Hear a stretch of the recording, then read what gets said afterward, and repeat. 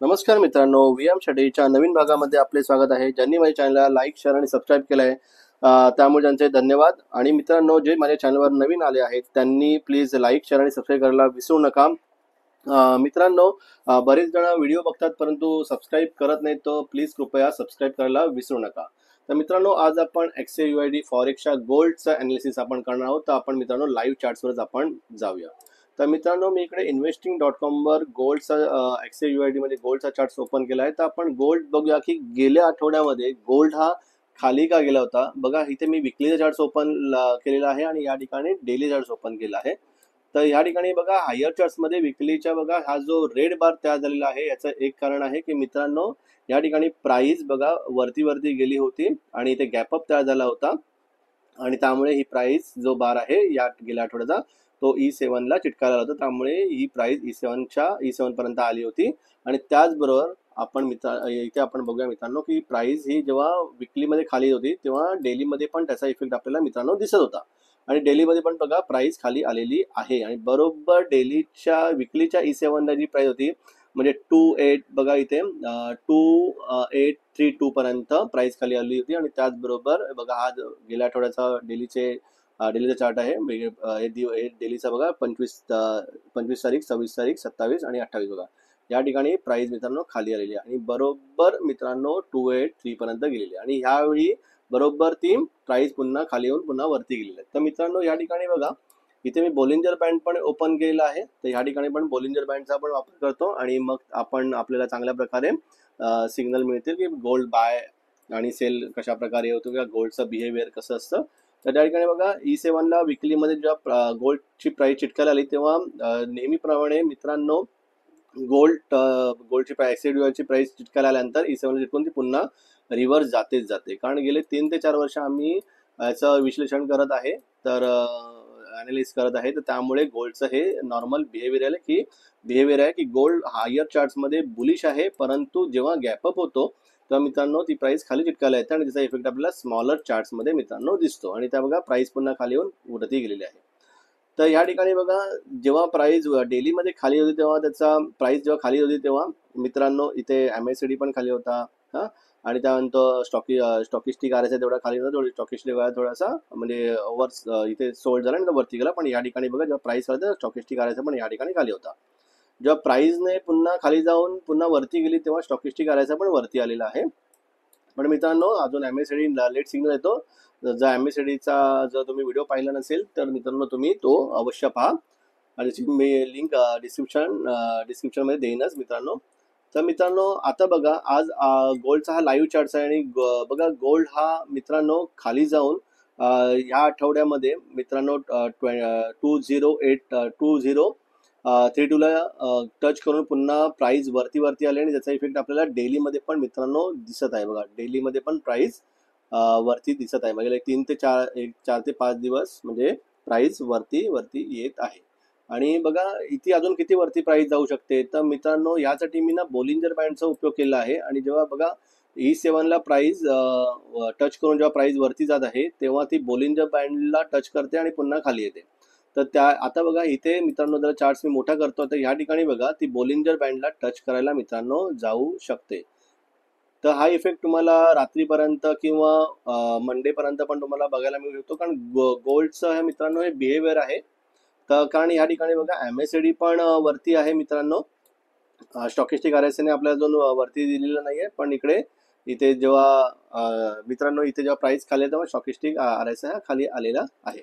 पण मित्रांनो बघा इथे सुपर ट्रेंड, त्यानंतर मुव्हिंग एव्हरेज, त्यानंतर आपल्या बोलिंजर बँड हे सर्व आपल्याला सांगतात की बोलिंजर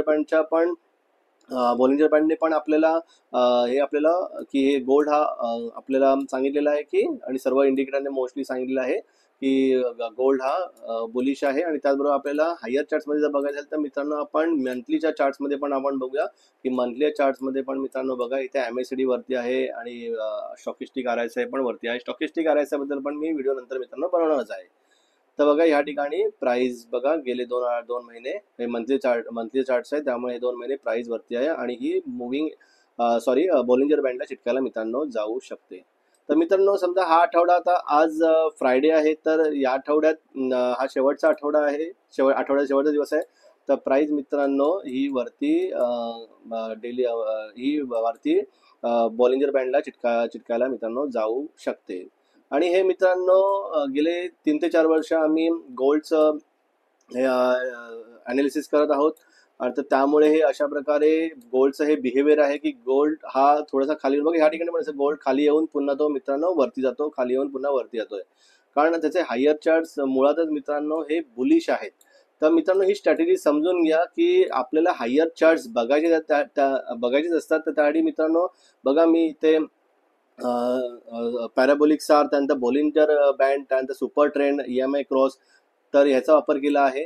तर यासाठी बघा मित्रांनो आपल्याला कुठल्याही एका इंडिकेटरने पूर्णपणे कन्फर्मेशन मिळत नाही.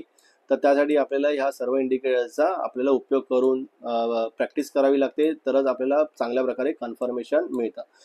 आणि बघा मित्रांनो जर आपण 15 मिनिटमध्ये बघायला गेलं तर 15 मिनिटामध्ये मित्रांनो गोल्डची प्राइस आहे जी एक्सचेंजवरची प्राइस आहे ती पुन्हा वर गेली, पुन्हा खाली आली, पुन्हा वर गेली. बघा या ठिकाणी मार्केट व्होलॅटिल होते 6-6:30-7च्या दरम्यान जेव्हा युरोपियन मार्केट चालू होतं, म्हणजे 6:30ला मार्केट जे चालू होतं युरोपियन, त्यावेळी मित्रांनो गोल्ड हे खूप व्होलॅटिल असतो आणि त्यावेळी बघा मित्रांनो गोल्डची प्राइस वरती गेली आहे.